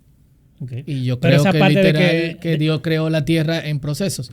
Ahora, la visión que me da Génesis 1 del cosmos es de que si yo vuelo y cruzo la atmósfera, hay agua. De hecho, si puedo cruzarla, si puedo llegar hasta donde está el cielo, las nubes, me voy a encontrar con algo firme. Firmamento. El firmamento. Correcto. Debajo de eso hay agua. Debajo de eso. Exacto, debajo de todo. O sea, nosotros somos una cúpula donde en esa cúpula tiene dice que se abrieron el vacío. los abismos, la catarata, Exactamente, como se narra en el diluvio. Está el vacío y está la tierra, el agua, pero arriba de esa cúpula hay agua y abajo de esa cúpula hay agua. Básicamente nosotros somos la Atlántida. Estamos debajo del Esto agua. le va a gustar, Luis Samuel. Entonces, Tú puedes estar seguro su que vas a visión comer, Mike. del cosmos difiere de la mía. ¿Por qué Dios no le reveló la versión real del cosmos? Se lo preguntaremos a Dios cuando estemos con él allá arriba. Pero lo que Dios sí le reveló fue, existe Dios y es el que inicia y crea todas las cosas. Y eso quizás es la parte junto con el diluvio que más negaríamos con respecto a su literalidad o no del Génesis. Del resto son historias que básicamente coinciden con otras historias del antiguo cercano oriente. Pero por ejemplo se dice por ejemplo que la historia de Adán y Eva es figurativa. Hay gente que dice eso. Yo no lo creo. Okay. Sí, siguiente pregunta. ¿Cuál es el rollo más antiguo que existe? Depende. Obviamente los rollos que tenemos más antiguos de la Biblia son de la colección de los rollos de Qumran, que datan de un siglo y medio antes de Cristo. Entonces, ¿Y los rollos de Qumran cuáles son? Los rollos del Mar Muerto. del Mar Muerto. Ah, estuvimos ahí nosotros. Bien. Fuimos muy bueno. Antes del descubrimiento de estos rollos, en los años 40, los manuscritos más antiguos del Antiguo Testamento eran del siglo IX y siglo X. Pero para que la gente entienda un poquito, dentro época. de los rollos que se encontraron en el Mar Muerto, ¿cuáles libros estaban? Yo creo que estaba Isaías. Están todos los libros menos Esther, Ok. junto con otros libros que sirven para la comunidad. Pero Ahora, que no son canónicos. Ahora se siguen descubriendo rollos en Qumran. Entonces, podemos especular sobre Esther, pero el año que viene pueden encontrar un rollo de Esther claro. dentro de esa comunidad. Entonces, ¿Por qué se decía que Job era el libro que más antiguo que se había escrito? Job narra, o sea, digamos que por la cronológicamente historia es la historia que cuenta es antes es contemporánea a la historia de Abraham, Isaac y Jacob. Y probablemente esta narrativa viene de esa época. ¿Cómo podemos confiar en los críticos textuales si cada día más la academia se va secularizando? Eso era un poquito de lo que hablábamos de tú. Sí, básicamente cualquier crítico textual va a hacer una diferencia entre lo que escribe científicamente y lo que escribe personalmente. De los pocos que escriben personalmente, Bart Ehrman es la persona que quizás ataca más el cristianismo. Sin embargo, en sus escritos sobre crítica textual, una de las cosas que afirma es que ninguna variante que existe en el Nuevo Testamento afecta ninguna de las doctrinas cristianas. O sea, no hay influencia sobre las doctrinas ni su credibilidad cristianas ni en su credibilidad, obviamente. Entonces, un crítico textual siempre va a ser... Miren, nosotros aquí tenemos que hacer una diferencia importante entre el contexto que tenemos en Latinoamérica, que es sumamente, ¿cómo yo puedo llamarlo? Sensacionalista y no académico, y el contexto real de la academia. En el contexto real de la academia, muchas de las cosas que se dicen que se niegan en la academia no se niegan. Okay. Y la verdad es que muchos críticos textuales lo que sí van a decirte es probablemente este libro lo escribió tal persona o probablemente este libro surgió en tal época. Nunca te va a hablar con un lenguaje factual si lo duda. Y en el caso de otros sí te va a hablar de la historia crítica y su posición quizás más conservadora o menos tradicional. Nunca un crítico textual responsable va a negarte la autoridad del texto bíblico sobre una comunidad específica de fe. En Latinoamérica, desgraciadamente, nosotros tenemos un montón de pseudocríticos textuales, tenemos que decirlo así, que dicen... Hay uno que se apellida de Vidal, de casualidad. Me tiene bloqueado, de hecho. Es verdad. Santo eres en la casa. Sí. Pero la verdad de todo esto es que realmente no son personas que están en el ejercicio de la crítica textual. Y de hecho están obsoletos en cuanto a lo último que está pasando en crítica textual, en arqueología, porque también en Latinoamérica vende lo sensacional y lo que no tiene un nivel académico. Es una pena, desgraciadamente, y yo espero que cambie con el tiempo, y motivo a la audiencia que se anime a estudiar Biblia de manera profunda, no solamente para su propio consumo, sino para el beneficio de la iglesia y del mundo bíblico y teológico. Hablan, o sea, como su especialidad son las traducciones bíblicas, y algo que siempre pasa con los hermanos que aprecian la Reina Valera más, ya me imagino que usted sabe por dónde voy, que la ama más no poder que la Biblia con la que crecieron. Resulta que salió una Biblia satánica que se infiltró en las iglesias que se llama la NBI. Me asustaste. Yo dije, es satánica porque será que yo leo. ¿Qué dicen? Así que déjame yo devolverme, espérate. Coincidencialmente yo estaba hablando con Samuel Pagan hace una semana, que es el director de la NBI actual. Y me da tanta risa porque de verdad... O sea, uno ve en YouTube la cantidad de cosas que dicen en contra de la pobre Biblia. O sea, cuando digo pobre, sino que no se merece el ataque que le hacen, porque es un trabajo académico muy fino y de excelente calidad. Pero para matar ya por fin ese bendito mito. La NBI nos quita versículos, y si la persona esta que tú una vez trabajó ahí era homosexual, sí o no. Terminemos de matar ese mito ya. Pero ya con lo que la contaba.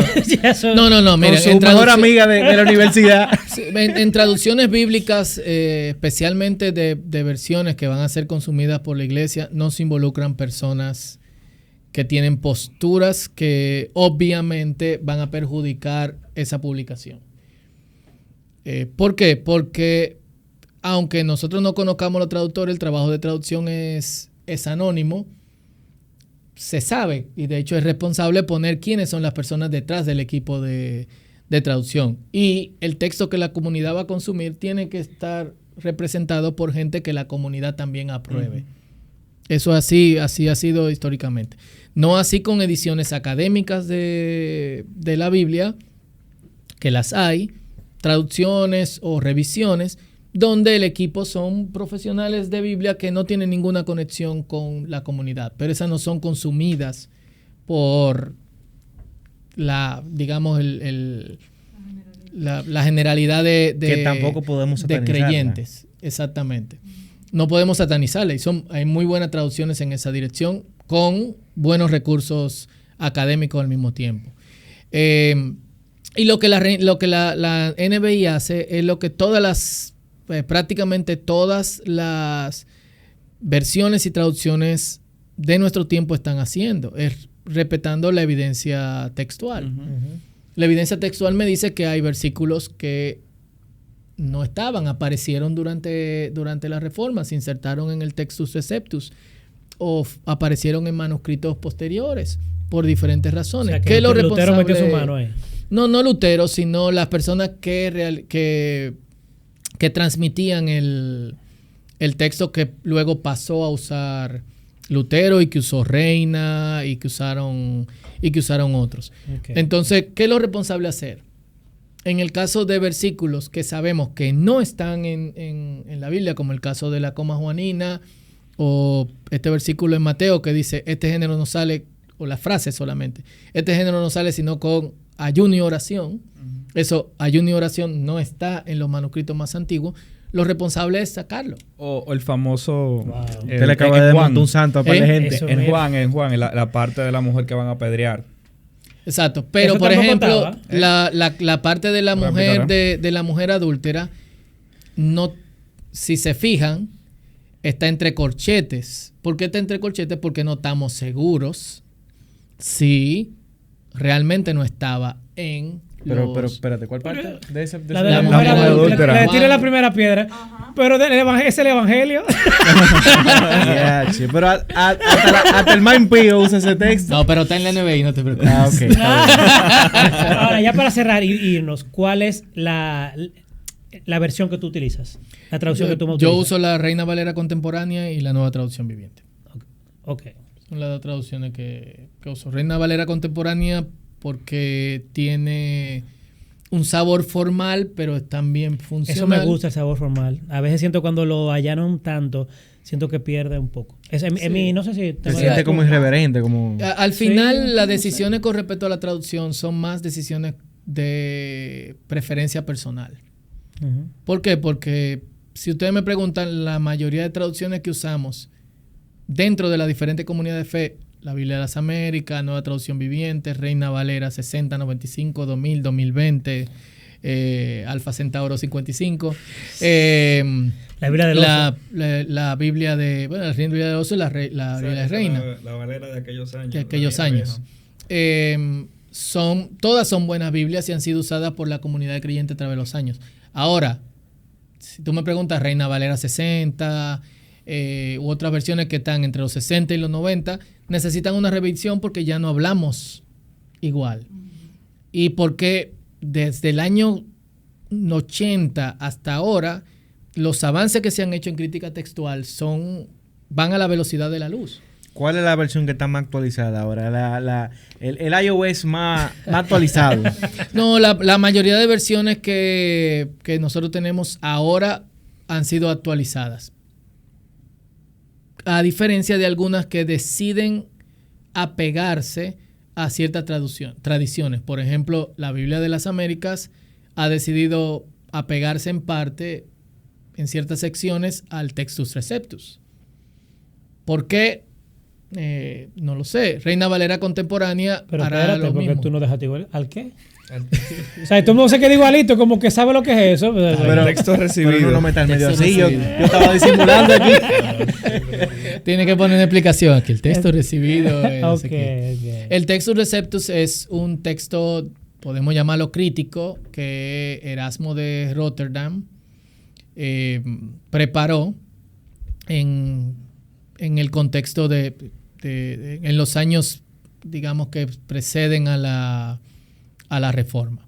Y él lo que hizo fue que reconstruyó el texto del Nuevo Testamento usando los manuscritos que en la época eran los mejorcitos. Incluyó ciertos errores dentro del texto recibido. Tengo que hacer la acatación de que es un trabajo de edición que él hizo, no es el texto como venía, porque ciertos versículos que no aparecían en los manuscritos más antiguos en griego, él lo tradujo desde el latín al griego. Él hizo lo que nosotros en traducción llamamos retrotraducción. Y esos errores se mantuvieron a través de los años. Gracias a Dios preservó la integridad de su palabra. Y muchas de las traducciones modernas simplemente se han alejado del Textus Receptus porque nosotros tenemos mejores versiones críticas del texto griego, en el caso del Nuevo Testamento. Bueno, Fausto. Bueno, nada, yo creo que... De que no vamos a sacar este programa. Grabamos qué lío, 100 mano. minutos, eso quiere decir una hora, rompimos 40 récord, minutos. Mira, tenemos como varios episodios de back to back que digo lo mismo. Rompimos récord. Rompimos hoy. récord, sí. Pero Ya, Pero este definitivamente es el que ya el reloj se va a resetear. Esto no es en un unos episodio minutos. ¿verdad? Porque no convencional, llega- señores. Ustedes tienen que apreciar que esto es algo VIP. Esto Sí, es una eso. cátedra especial de No, parte de Estamos, pero- estamos elevando la vara. Estamos elevando la Totalmente. vara. Pero- o sea que Pero aprovechen. espérate, que te estoy escuchando como si ya esta es la última vez que este hombre... Que No. ya yo lo dije ahorita Ah, que él ok. vuelve porque yo tengo aquí un listín Ah. que lo vamos a hacer en el nombre de Jesús. Amén. No, porque Amén. yo quiero que tratemos un temita ya un poquito más de cotidianidad, más de vida cristiana. Quiero que tú cuentes algunas experiencias. Quiero que nos vayamos a algunos testimonios de esa época. Porque yo quiero que hablemos de evangelismo. Como dije en un principio, lo poco que conozco, por lo que me han contado, es que tú tienes un testimonio de una vida cristiana un poco disruptiva. Entonces hay unos cuantos temitas ahí y además me tiraste una de un perreo ahorita que no lo voy a decir ahora, se lo vamos a decir en Patreon porque me tengo que reservar ese dato, pero hay muchos temitas que de verdad que quisiéramos no, y en lo contigo. Adelante ver qué dinámica podemos hacer y también con parte de los demás integrantes de Fundiendo con la Biblia. Porque, o sea, me gusta mucho ese podcast, lo que están haciendo, cómo están manejando sus redes, está súper chulo, disruptivo y edificante porque te saca como de tu casilla y hay datos que te quedan como que wow. Y los textos bíblicos que muchas veces descontextualizamos. Exactamente, como una enseñanza muy... Sí. La mucha letra mata. Señores, vamos a cortar esto. Se reseteó el reloj. Hasta la próxima. Sí, llevamos 25 segundos. Mentira. Señora, hasta la próxima. Dios le bendiga. Un placer, señores. Gracias por la invitación.